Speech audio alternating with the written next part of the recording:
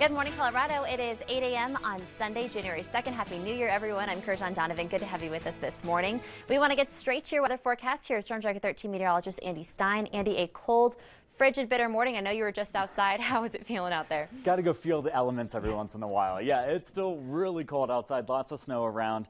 All right, Andy, thank you.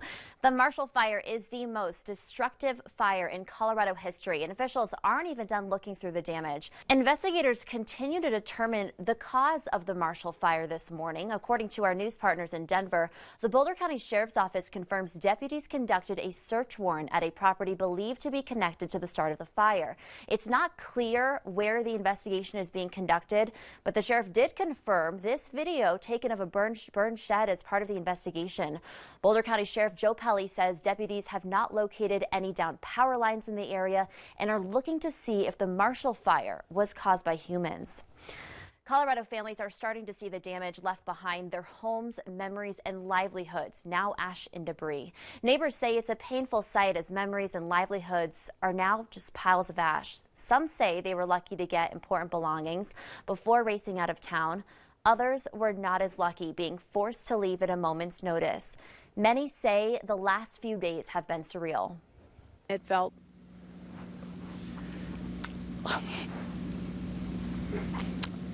like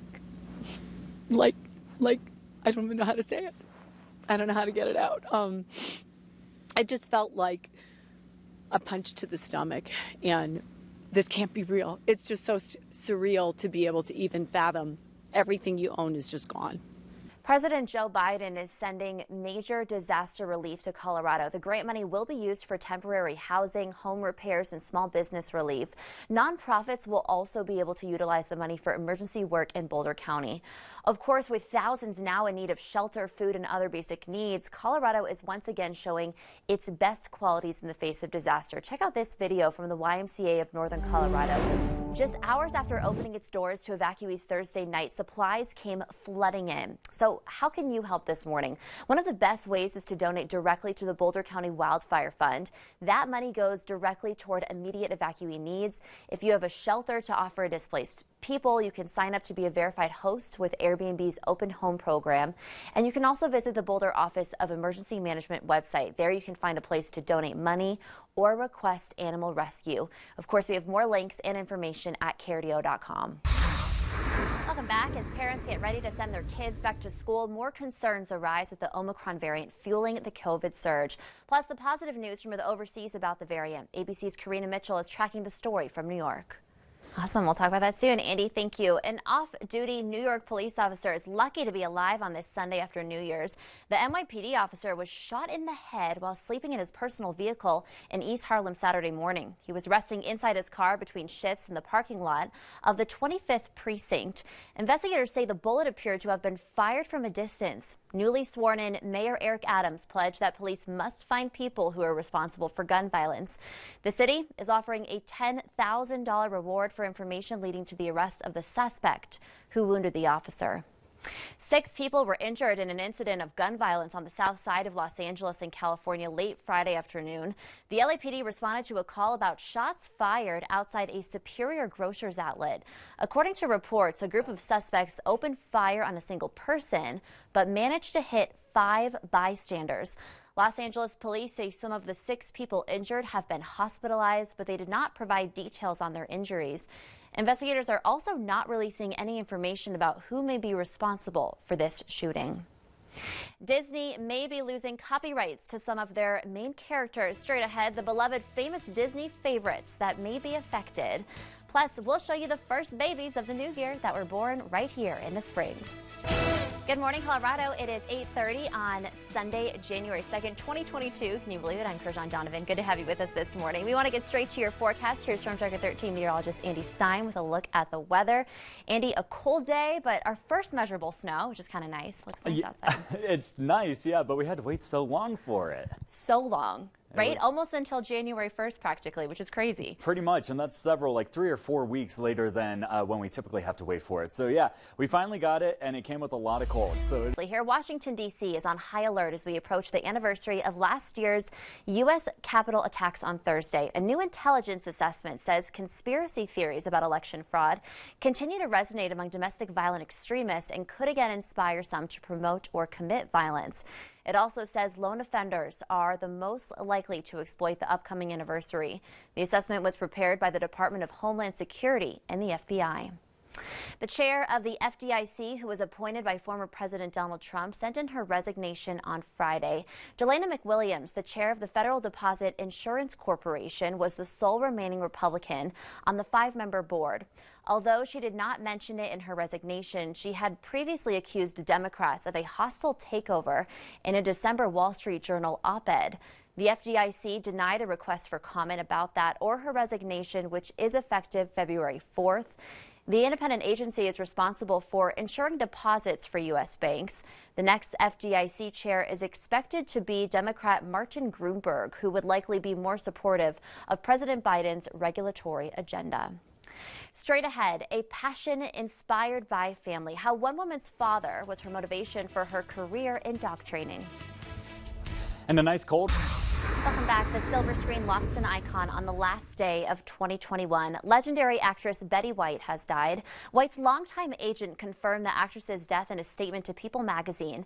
The actress has been a beloved fixture in the entertainment industry since the 1940s, when she acted on several popular radio shows. She landed her first television role in 1949, but gained new levels of fame playing Sue Ann on the 1970s sitcom The Mary Tyler Moore Show. Her next big sitcom role would come in 1985 as the lovable dimwit Rose Nyland on The Golden Girls.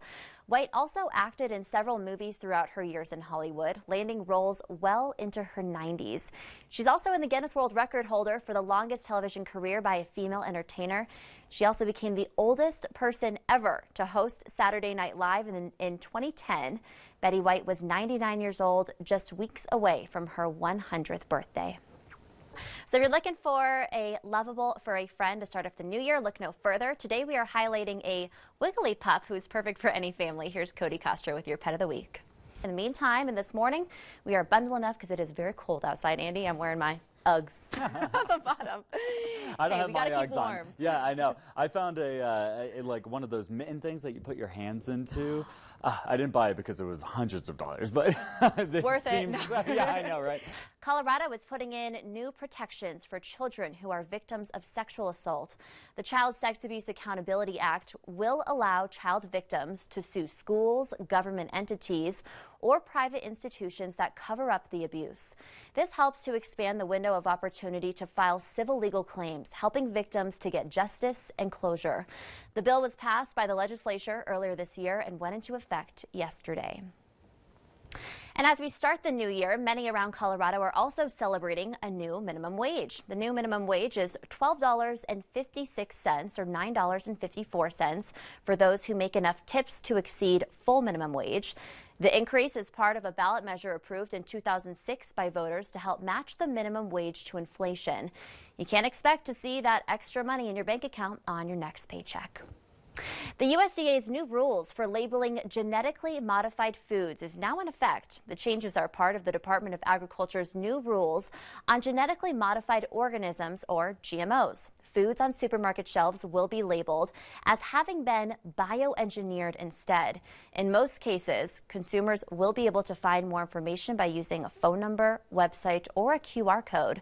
But some of the old labels that consumers are familiar with will remain, like certified USDA organic and non-GMO project verified.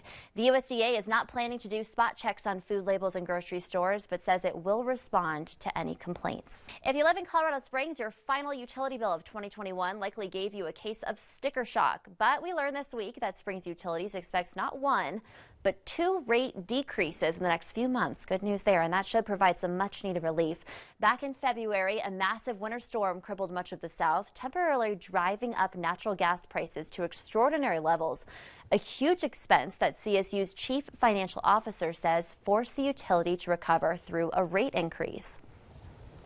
Then in November, the Utilities Board, which is also the City Council, voted to raise rates again due to a projected spike in the cost of natural gas this winter, the heart of heating season.